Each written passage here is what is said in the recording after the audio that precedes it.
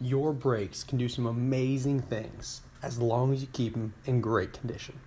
See, when you're driving down along the highway on a sunny day with your windows down and your radio volume up, it's easy to forget you're in a massive chunk of steel glass hurtling through space at over 60 miles an hour. At that speed, if you need to stop, it could take up to the length of a football field. Now that's only if you kept your brakes in tip-top condition. Let me explain how your brakes work and how to keep them in great shape so it'll feel like your car has almost supernatural braking power.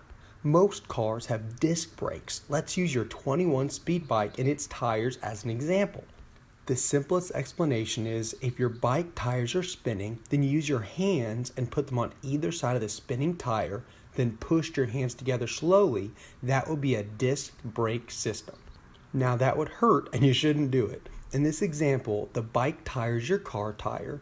The shiny metal around the wheels on your bike are the rotors, which is what the brake pads make contact with to slow down your vehicle. Your hands are the brake pads, your arms are the calipers that hold the brakes. Lastly, your muscles that push your hands together is the hydraulic system that presses the pads together. Okay, so now you know the concept. In 5 seconds, here's the technical jargon. Most cars use what are known as disc brakes.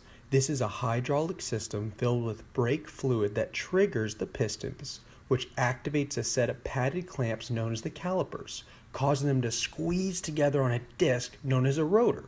The resulting friction that occurs between the pads and the rotor, which are connected to your tires by the hub, stops the car. Now you're a brake pro. To turn to a brake expert, let me tell you the top 4 symptoms you should look for to keep your brakes in phenomenal shape. The first we've all heard. Its noise is like screeching or squealing when you come to a stop. The second is pulling to the left or to the right as it's drifting out of the lane that you're in. The third is pulsating brakes, where if you push down on the brake pedal, it feels like it's vibrating or pulsing.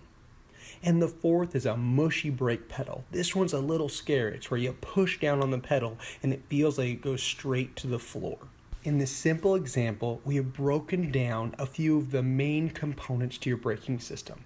This doesn't include the brake fluid, any of the components like springs, screws, lubrication hoses, the machining, or even the bleeding of the brake lines that goes into keeping your brakes in tip-top condition. So when we get a phone call asking, how much is a brake service? We have to run all these possible problems as well as the make and model of your vehicle and how much you drive to give you an accurate answer.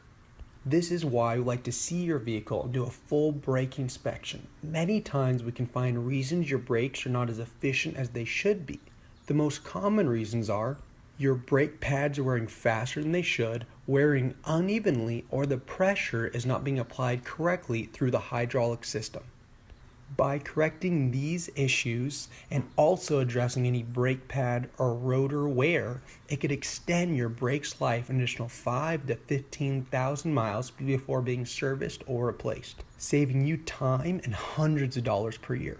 If your vehicle is not stopping effectively, showing any warning signs, or seems to be in the shop too often getting service, we hope you'll give us a call and let us give you a free brake inspection to find out exactly what's going on with your brakes at no cost to you. Thanks for watching. We hope this helped explain the complex braking system. And if you're having any issues, we hope to talk to you soon.